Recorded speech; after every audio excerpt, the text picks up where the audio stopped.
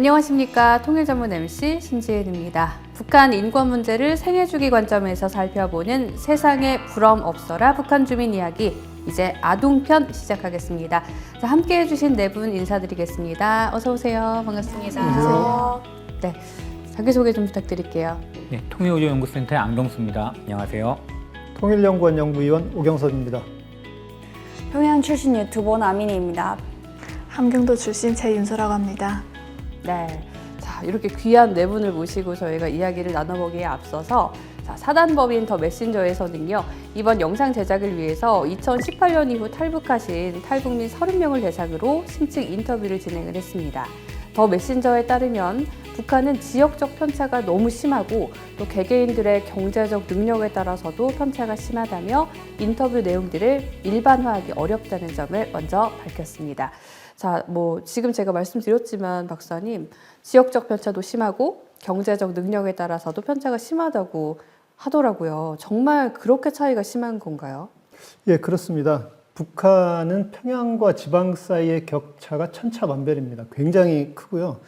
특히 북한에서 평양 거주는 그 자체가 특혜라고 볼 수 있습니다. 왜냐하면 평양에 거주하는 사람은 대체로 김정은 정권에 충성하는 핵심 계층들이 선별적으로 거주하고 있습니다. 특히 생활 인프라는 평양이 상당히 많이 발달되어 있습니다. 지방은 교통, 통신, 전기, 식수 이런 공급이 잘 안 되는데 평양은 우선적으로 국가에서 해결을 하고 있습니다. 그래서 평양과 지방의 발전 격차는 매우 심각하다 이렇게 볼 수 있고요. 그래서 북한은 시장화 이후에는 이 빈부격차 문제가 상당히 심각한 사회적 문제가 되고 있다 이렇게 볼 수 있습니다. 말씀 주신 대로 워낙 지역적 편차와 경제적 능력에 따른 편차가 크기 때문에 이번 영상에서 저희가 다루는 내용이 모든 북한 주민들의 삶을 대표할 수는 없겠지만요. 북한에서 살고 있는 주민들의 인권 침해 상황을 이해하는 데 작은 도움이라도 되길 바라면서요. 저희가 이제 본격적으로 우리 네 분과 함께 시작해 보도록 하겠습니다. 자, 북한에서는요, 6살에서 10살까지의 친구들은 소학교를 다닙니다. 이 친구들 저희가 아동기라고 구분해 봤는데요. 영유아기에 비하면 사실 많이 성장한 상태인 아동기의 아이들에게는 일단 어떤 특징들이 있는지부터 보고 가야겠죠. 네. 네. 그 생애 주기상 아동기는 이 6세에서 12세고 정확히 학령 연령으로는 이제 초등학생 기간이 되어서 우리가 익숙한 그 아동기인데요.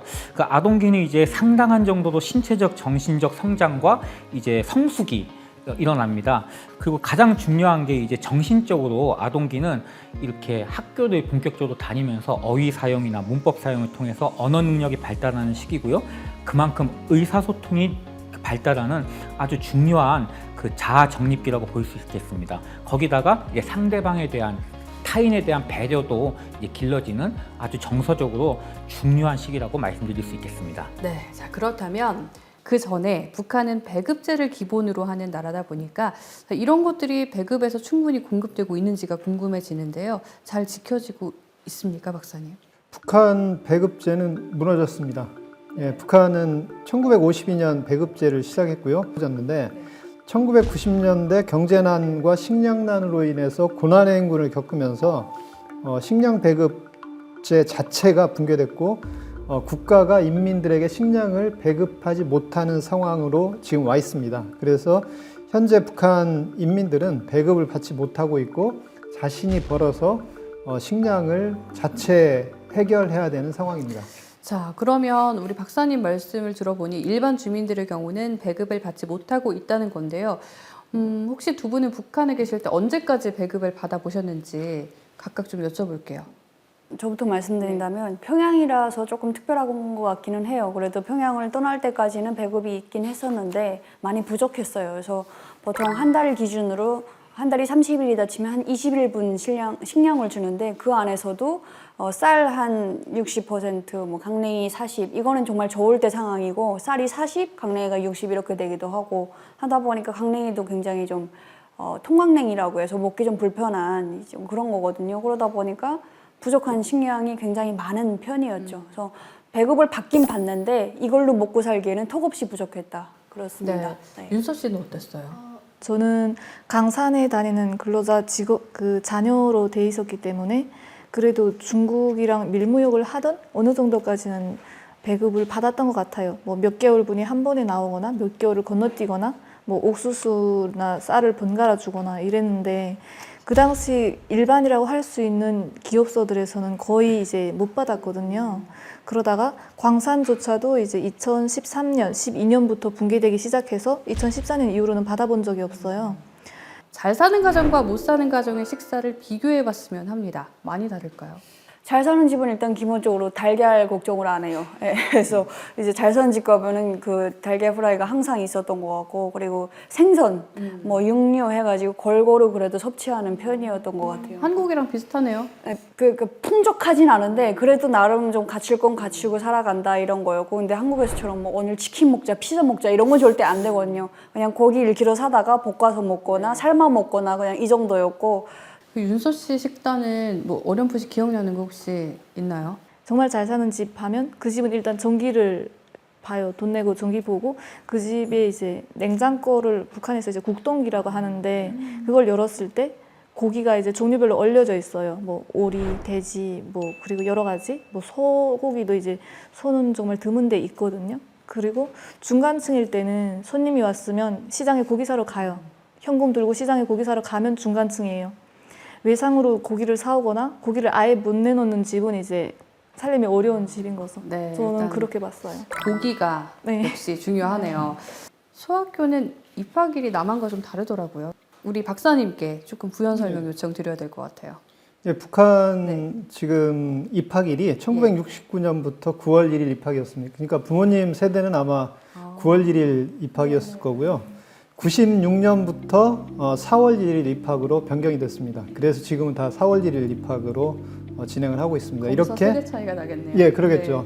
그래서 북한이 4월 1일 입학으로 변경한 이유는 김일성 일가에 대한 충성 교육을 강화하려는 목적이 있는 것으로 추정이 됩니다. 왜냐하면 북한이 2월에서 4월 사이에 김일성, 김정일 생일 행사가 몰려 있습니다. 그래서 북한 정권이 이 4월 1일 입학을 통해서 학생들에게 김일성, 김정일 행사 기간에 수령 우상화를 목적으로 한 사상 교육을 강화하려는 그런 의도가 있는 것으로 판단이 됩니다. 네, 제가 오늘 녹화 준비하면서 초등학교 입학 전 기억을 좀 소환을 해봤어요. 오래전인데 다 똑같으실 것 같아요. 뭐 가방, 학용품, 막 옷 가져갈 거, 입고 갈 거 딱 해놓고 빨간 버버리 코트 입고 갔거든요. 저는. 두 분은 어떠셨는지 궁금해요. 교복이랑 다 내주거든요. 공급을 해주고 가방도 공급해주고 하는데 이제 그걸로 다 무조건 통일해라. 그래서 자체적으로 장마당 나가서 살 능력이 되는 친구들도 일단은 내주는 걸 메고 이제 학교에 와야 되는데 참 질이 너무 안 좋았어요. 한 번 하루 메고 나가 책을 한 두세 권 넣었는데 가방이 이게 떨어져가지고 그걸 계속 아버지가 이제 그 꿰매주셨던 기억이 나고, 교복 같은 경우에는 분명 제 치스를 제가 지고 가서 만들어 왔는데 막 이만큼 차이가 나서 이거를 이제 따로 줄여서 입고 막 질도 되게 안 좋고 해서 보통은 다 장마당에 나가서 사 입고 싶어 하는데 그러면은 또 당의 배려가 잘 안 비춰지니까 무조건 이건 못 입는다 해가지고 막 통제하고 그랬던 기억이 있습니다. 자, 교복이나 가방, 학용품, 교과서는 국가에서 지급은 해주는데 질이 안 좋다. 그마저 현재는 제대로 지급이 안 된다는 얘기도 들리던데요. 이와 관련해서 심층 인터뷰 증언을 살펴보고 이야기를 이어가시죠. 김정은이 됐을 때 교복이랑 가방을 준 적이 있는데 보통은 학교에 들어갈 때 한 번 주는 거예요. 교복을 초등학교 들어갈 때 한 번 주고 또 중학교 들어갈 때 한 번 주고. 진짜 못 사는, 정말 하루 한 끼를 진짜 걱정하시는 가정에서는 그냥 입히죠. 그러지 않고 좀 생활에 여유가 있다 이러면 이제 기성복이라고 하잖아요. 장마당에서 파는 거 입히고, 그것보다 좀 더 생활에 여유가 있다 하시는 분들은 이제 제작 주문해가지고 입히고. 여름 교복 그런 거 없었는데 지금은 여름에 입는 교복 따로 나오고 겨울 교복 따로 나오고 이렇게 나오더라고요. 네, 소학교에 다닐 때 교복을 입는다는 사실이 한국에서 태어나고 자란 저한테는 좀 생소한 것 같은데 교복은 윤서 씨 꼭 입고 다녀야 되는 거예요? 초등학교 1학년 이제 입학식만 사복 입고 갔고요. 저희는 그 첫날에 교복을 받았고 초중고 전기간 동안에 교복을 2번 지급받았습니다. 교복이 1년 지나면 작아질 것 같은데 이런 경우에는 어떻게 하셨어요? 애초에 주는 교복을 입은 적은 없고요. 시장에서 이제 사서 입거나 조금 더 비싸게 하려면 맞춤복을 제작해서 입기 때문에 주는 게 큰 의미는 없다고 생각해요. 혹시 그 비용이 어느 정도나 드는지 알고 계신가요? 그냥 장마당에 나가면 팔거든요. 교복 치마 하나에 뭐 그때 한 열 달러 했었나? 어쨌든 그 다들 달러 기준으로 하니까 몇만 원 정도 했었는데 그렇게 치마를 사 입거나 위에 또 사 입거나 북한은 초등학교, 중학교, 고등학교, 대학교까지 다 교복이 있어요. 이런 개인 교복 입는 학생들 그리고 그냥 뭐 나라에서 주는 거나 뭐 하여튼 좀 못 입는 학생들 좀 위화감 같은 거 생길 것 같아요. 당연히 생기고요. 학군마다 이제 한두 명은 북한말로 가정곤란 세대라고 칭하는 애들이 있어요. 가정곤란 세대. 가정곤란 세대. 네, 이런 친구들의 경우에는 뭐 초등학교 1학년 때는 받은 교복을 입을 수 있지만 다음 해부터는 뭐 사촌이나 아니면 어느 아는 집 언니가 입었던 교복을 물려 입는 경우가 많고요. 그래서 조금 안 그래도 항상 위축된 친구들인데 옷 입었을 때부터 이제 좀 티가 나는 경우가 있어요. 그래서 저는 교복을 입었다고 해서 다 똑같이 보이지는 않는다. 그렇죠. 그런 것 같아요. 네, 저희만의 알아볼 수 있는 그게 있죠. 네. 그러면은 예전에 미니 씨 학교 다닐 때는 교복을 그냥 사계절로 입은 건가요? 한 벌을? 그냥 유학생들의 경우에는 치마만 다 통일을 하고 이제 여름에는 그냥 셔츠만 입고 그다음에 가을에는 자켓이 있고 겨울에는 너무 추우니까 바지를 입게 해줘요. 근데 위에는 항상 자켓을 입었어야 했어요. 패딩 안에는. 네. 심층 인터뷰 증언 중에요. 헌 교과서를 준다는 이야기가 나왔습니다. 믿기지가 않는데 이것도 정말인가요? 네, 저는 다 겪었던 일이고요. 그 낡은 교과서마저도 인원수만큼은 안 나와요. 책상에 이제 2명씩 앉으니까 2명 다 한 권씩 주기도 하고요. 같이 보는 거예요? 네. 그리고 한 개 학급에는 분반이 있어요. 보통 한 분반에 5명씩 5개죠? 이렇게 있으면 한 분반에 1명만 주는 경우도 있어요. 그래서 교과서 뭐 페이지 떨어진 것도 있고 그런 경우가 많아요. 평양은 좀 다르지 않았어요? 저도 똑같았어요. 그래요? 그냥 이렇게 제가 새 교과서를 받아본 적은 거의 없었고 그냥 위에서 상급생들이 먼저 공부한 거를 이제 물려받는 형태였는데 그러다 보니까 꼭 필요한 과목이잖아요. 수학이라든가 영어 이런 거는 저희 아버지 같은 경우에는 이제 직접 적어서 남의 걸 갖다 베껴서 써주신 적도 있고 아니면 장마당에 나가서 사서 보는 경우도 있고 그렇습니다. 자, 그래도 새 교과서는 나올 텐데 이건 누가 받는 건가요? 그건 아무래도 제일 담임 선생님의 어떤 알쌈이라고 얘기했는데 이제 좀 내부를 많이 거이고 담임 선생님이 이제 학급 간부로 써줄 만큼 이제 담임 선생님의 경제 생활을 한동안 이제 책임지고 갈 만한 그런 학생들한테 제일 1차적으로 차려지게 되죠. 네. 자, 그리고 저희가 증언에서 봤듯이 학년이 올라갈 때는 쓰던 교과서를 다시 제출해야 한다고 들었습니다. 자, 근데 교과서를 잃어버리는 경우도 있잖아요. 이러면 사서 사서 내야 되는 거죠. 그러니까 이게 처음에 제가 수학 교과서를 잃어버렸던 적이 있는데 그 교실을 같이 이제 다른 학년이랑 같이 쓰다 보니까 언제가 없어진 거예요. 누가 훔쳐갔는지는 모르겠는데 근데 그거를 1년 내내 부모님한테 말씀 못 드렸어요. 너무 무서운 거예요. 욕먹을까 봐. 그러다가 어쨌든 반납해야 되잖아요. 그래서 얘기하니까 부모님이 엄청 욕하면서 사주셨어요. 이럴 바에는 차라리 처음부터 욕먹고 그냥 1년 내내 봤을 걸 막 그런 생각이 들 정도로 어쨌든 낼 때는 무조건 내야 됩니다. 사서 생돈으로 사서 내는 경우밖에 없죠. 네. 자, 그리고 증언을 또 보니까 점심을 집에 가서 먹는다. 도시락 안 싸다녀요? 도시락도 싸우는 경우가 있고 집이 가까우면 집에 가기도 하고 그리고 이제 그런 게 있어요. 집에선 좀 못 먹더라도 도시락을 싸갈 때는 조금 그래도 괜찮은 반찬으로 해줘야 도시락 반찬을 다 같이 먹거든요, 애들이. 근데 저 같은 경우에는 진짜 김치만 싸가면 누구도 내 반찬에 손을 안 대요. 그러면 또 거기서 오는 약간 상대적 박탈감이 있어가지고 그래서 약간 그런 것 때문에 집이 가까우거나 좀 가정 형편이 좀 어렵거나 그러면 불편을 감수하더라도 집에 와서 먹고 가라 이런 경우가 있었죠. 그게 일하러 간 부모님도 그렇게 오시는 경우가 있다면서요? 가까운 경우에는 그런 경우가 있고요. 그리고 저희 같은 경우는 이제 시골이다 보니까 오전에 수업하고 오후에는 다들 노동을 해야 했어요. 농장이나 공장 지원을. 그래서 오전에 갈 때 학교 가방, 도시락, 오후 작업복 이걸 다 챙기기 너무 힘든 거예요. 그래서 오전에 그 수업하고 집에 가서 점심 먹고 오후에는 대부분 이제 작업복으로 갈아입고 일하러 가야 했어요. 또 그런 것 때문에 집에서 밥을 먹는 경우도 있었군요. 자, 소학교부터는 우상화 교육을 많이 하게 될 것 같은데, 자, 북한이 이런 우상화 교육을 좀 아동기에 본격화하는 이유가 뭘까요? 결국 이 우상화 교육이란 게 이제 정통성, 체제 정통성을 공고하기 위해서 이 아이들부터 해서 자발적으로 순종하게 만드는 이제 그런 기제를 좀 권력이 원하는 것인데요. 북한은 이제 뭐 집부터 초상화부터 시작해서 이제 학교 같은 데 가거나 공장 기업소에 가면 이 모든 기둥, 건물 내부의 기둥과 모든 건물의 이 벽면에 있는 게시판에 이제 선전물과 또 우상화 작업 장치들이 다 있습니다. 굉장히 일상생활에서 이 우상화는 아주 습관적으로 마주치게 되는 장치고 소학교마저도 그런 것들이 이제 토대가 되는 그런 학교가 되겠습니다. 네.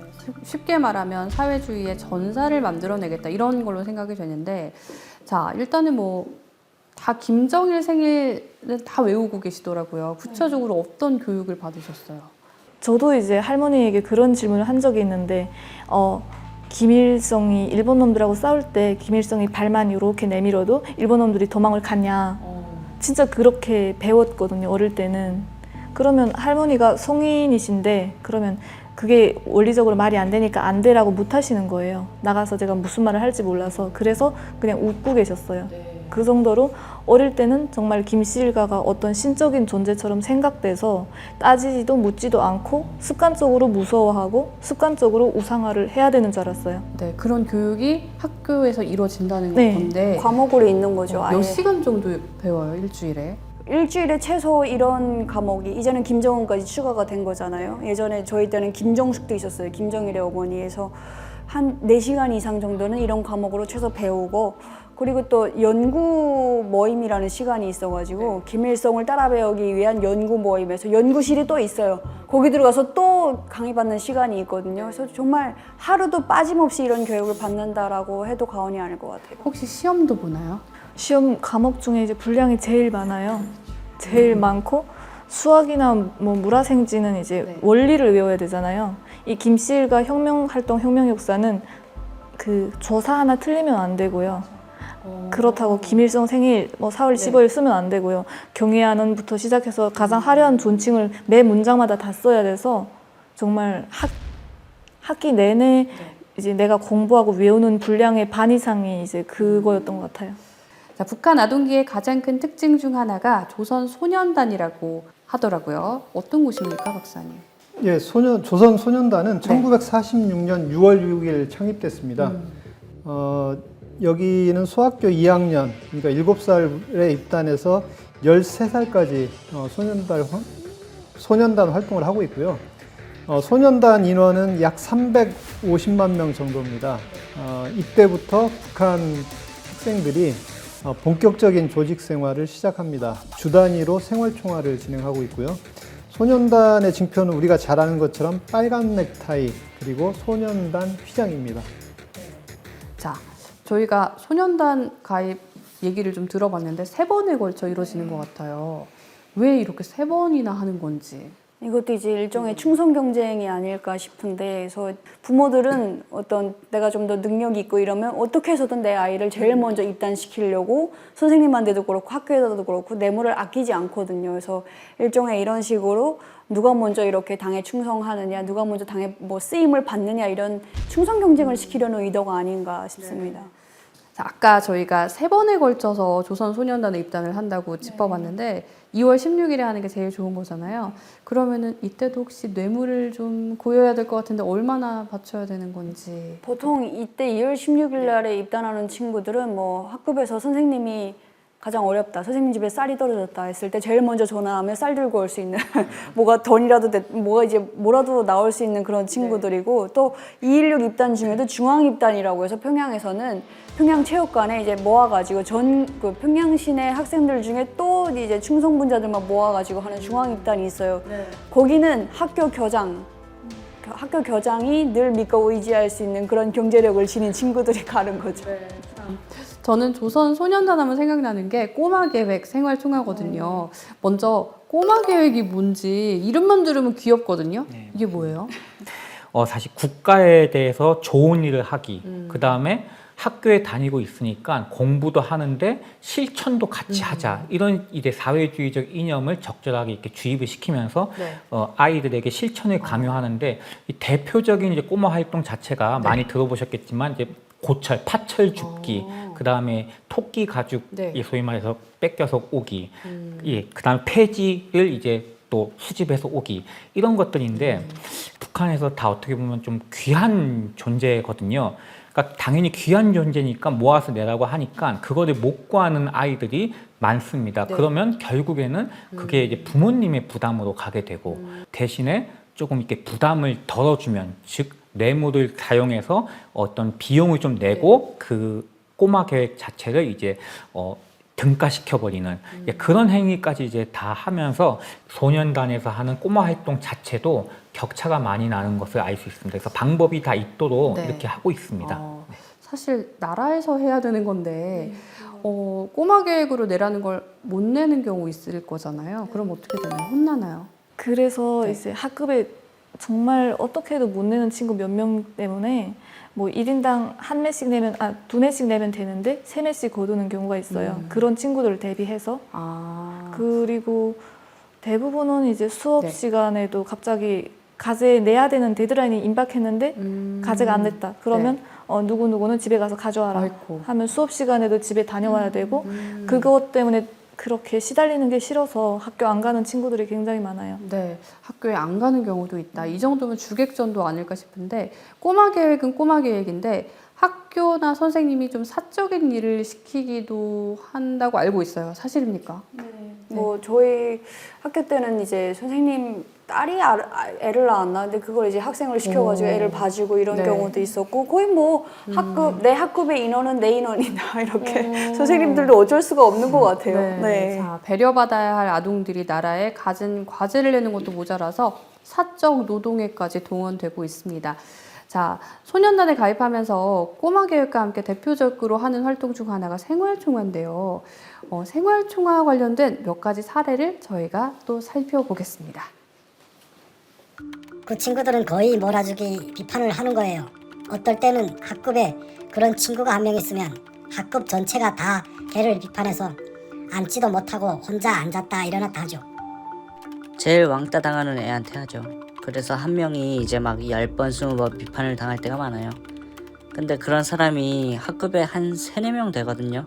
경제적으로 안 좋거나 아니면 애들이 약간 좀 공부도 못하고 약간 어리어리한 애들이에요. 한 명이 비판하면 계속 걔만 하는 거예요. 이게 호정 비판은 서 있어야 되거든요. 앉지 못해요. 그게 끝날 때까지 계속 다음은 누구를 비판하겠다고 하면 걔가 서 있어야 되고 그랬었어요. 자, 증언을 종합하면 호상 비판이 애초에 어떤 목적으로 만들어졌는지는 모르겠지만 지금은 일부 아이들에게 언어 폭력을 행사하는 걸로 변질됐다는 얘기가 나와요. 어떻습니까, 박사님? 예, 생활총화는 인권 침해적 요소가 다분한 그런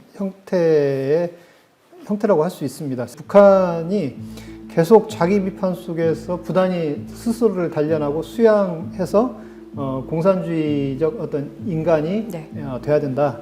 이런 걸 독려하기 위해서 이제 생활총화를 하고 있는데요.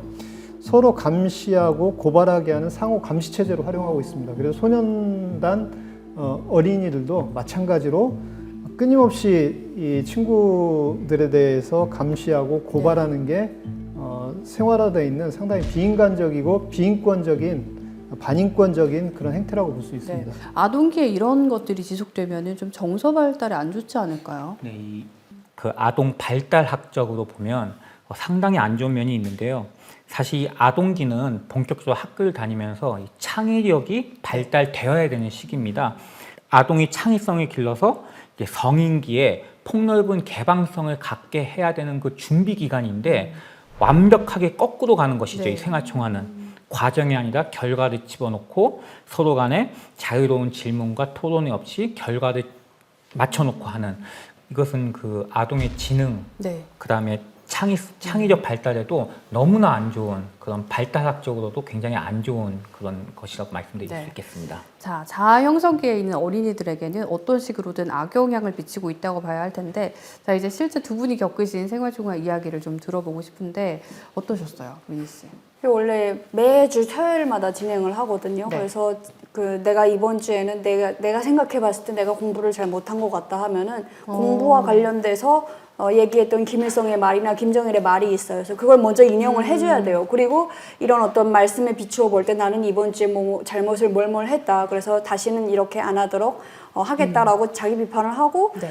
그 다음에 허상 비판, 상호 비판을 해야 되는데 이게 제일 문제인 거예요. 누구를 비판하겠어요? 이러다가 친구랑 사이가 틀어질 수도 있잖아요. 네. 매 주마다 이것 때문에 친구가 지각이라도 하면 완전 꼰독지 잡힌 거예요. 그때는 내가 너 그러면 그 친구는 그때 그냥 죽어나가는 거죠. 그래서 참 정말 괴로운 과정이었던 것 같아요.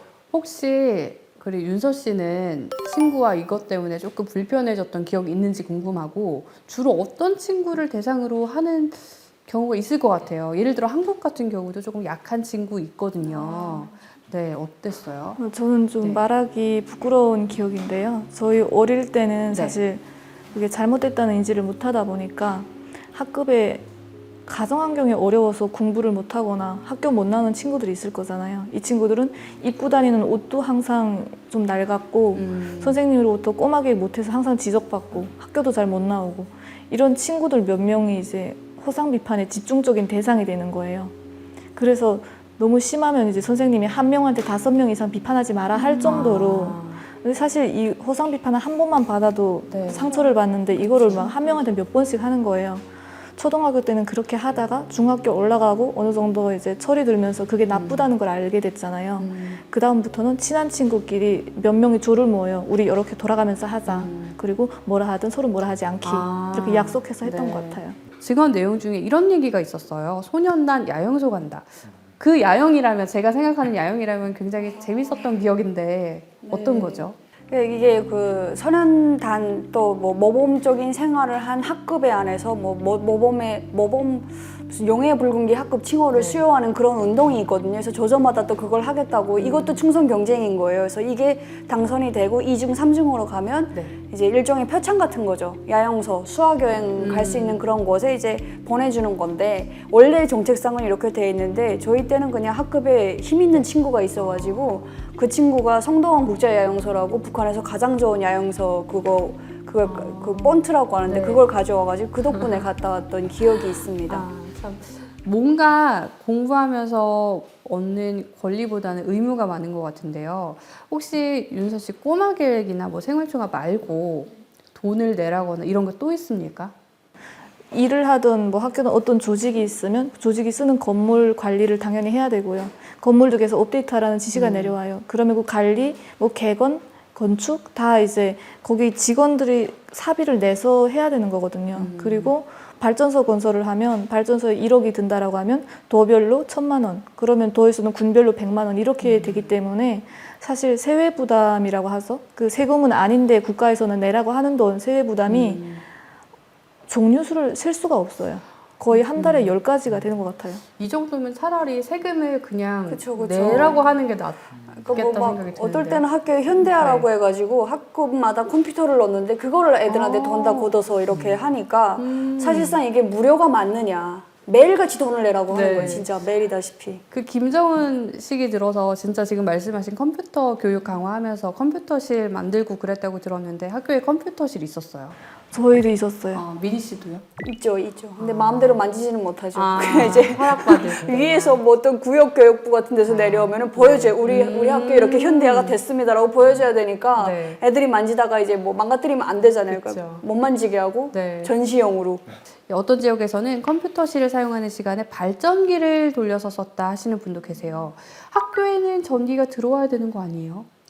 들어오기는 하는데 네, 컴퓨터실에서 그렇게 넉넉히 쓸 만큼이었던 건 아닌 것 같고 뭐 학교에도 보면은 연구실이라고 해서 자료들을 막 이렇게 김일성의 어떤 업적 자료들 전시해 놓은 공간이 있는데 거기에 뭐 곰팡이가 쓸거나 하면 안 되니까 그런데 이렇게 집중적으로 전기가 가는 게 아닌가 싶어요. 자, 그리고 요즘에는 또 나름 컴퓨터로 포토샵도 하고 영상 편집 프로그램 교육도 한다고 하는데요. 그 윤서 씨는 혹시 그런 교육 받아보셨나요? 영상 편집, 포토샵 이런 거. 받기는 받았어요. 아, 그래요? 네. 뭐 당국에서 돈을 주지는 않지만 설비를 갖추고 이제 교육을 해라라고 하면 할 수밖에 없거든요. 말단에서는. 그래서 저희도 받기는 했는데 단 한 번 계속 그 코딩 코딩을 하잖아요. 이걸 다 이제 연필로 노트에 이렇게 쓰는 거예요. 그리고 계속 그러고 있다가 단 한 번 이제 학기에 한 번 컴퓨터실 가는데 그 많은 코드를 그걸 다 외웠을 리도 없고 하다 보니까 계속 이제 딴짓하다가 수업 끝나면 나와버리는 거예요. 그래서 해본 적은 없어요. 유명무실한 컴퓨터 교육이 되고 네. 있군요. 북한 인권 문제를 저희가 생애주기 관점에서 살펴봤고요. 이번 편은 아동편이었습니다. 세상에 부러움 없어라 북한 주민 이야기 아동편 마무리할 시간이 됐는데요. 아동기 발달에서부터 교육, 조선소년단 문제까지 살펴봤습니다. 센터장님 어떻게 또 두 분 이야기 들으셨나요? 예, 사실 그 아동이 정신적 외상이나 트라우마나 이 폭력성을 띨 가능성이 아주 다분히 많은 북한의 그 교육 체계거든요. 학교에 그런 사실 케어 센터 같은 개념이 있어야 되는데 북한은 사실은 열악하기 때문에 그런 점이 사실 아동기의 북한의 상황을 잘 대변해 준다고 볼 수 있겠습니다. 네. 세상에 부러움 없어라 북한 주민 이야기 아동편 여기서 마치고요. 저희는 다시 청소년 편으로 인사드리겠습니다. 고맙습니다. 고맙습니다. 감사합니다.